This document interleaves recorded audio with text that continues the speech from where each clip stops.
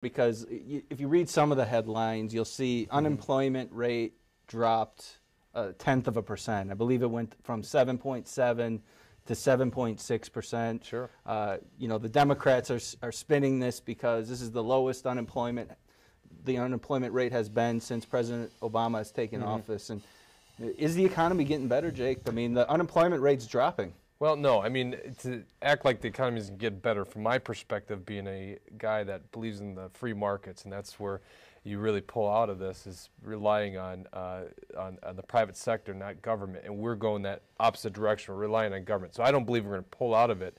I think we're actually in a stagnant economy. If anything, we're actually even still losing power as an economic status. The recent report was from the Bureau of Labor Statistics. It was released Friday. Said that we had a drop in the unemployment rate from 7.7% down to 7.6%. I brought in, I think I showed you my website.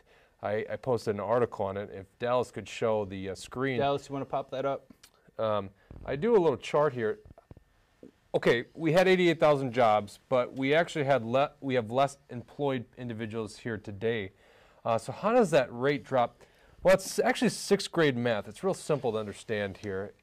If you have the same denominator, okay, the same number on the bottom, if that's the same across the board here, actually go up one here. I think we're on the bottom one. Yeah. Okay, so if you have the same denominators, and the denominator when measuring the unemployment rate is the labor force, how many people are in the current labor force? Well, that's showing that there's 155 million people in the labor force. That's quoted in 1,000. So if the amount of unemployed people goes up, you would assume that the interest or the unemployment rate goes up, like I show right there, right? So that's what we would expect this month is 7.9%, but that's not what was reported. So if you go down here, I'll show you how this was figured out. On the left is the actual figures of February. We had 155,000 people in the labor force and 12,000 people unemployed. Unemployed to the Bureau of Labor Statistics are people in the labor force actively looking for jobs but that don't have it. But if you go to the right and you see what I've marked in red, that's a lower number. We actually lost a significant amount of people. I think it was about 490,000 people in the labor force. So if you change the denominator, that actually becomes a smaller number. It doesn't matter what happens to on the bottom or on the top. And in this case, the top actually shrinks as well because, once again, I said unemployed only measures the people that are in the labor force.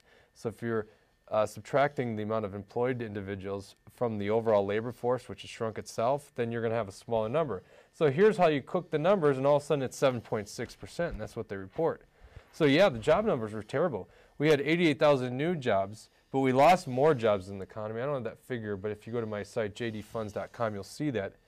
But the more important thing is we had over 490,000 people leave the labor force, no longer even looking for work.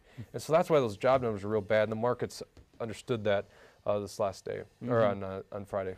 I think that's part of the messaging that's an absolute must by the conservatives, is to not talk what the unemployment rate is. Talk about how many people are looking for work that do not have jobs. That's a good point. Change that message, take it away from the mainstream media, and say, and show how deceitful their math is, and say, let's do this. That's an easy one to win. You start it in the social media, you start it on your websites, all of a sudden we link it to all of ourselves, and boom, we got a one message started, and we go over and over, month after month after month, and release it at the same time each month. We're going to get people following our figures for the truth. Right. So it's just a step that we can all take away from this message of the unemployment.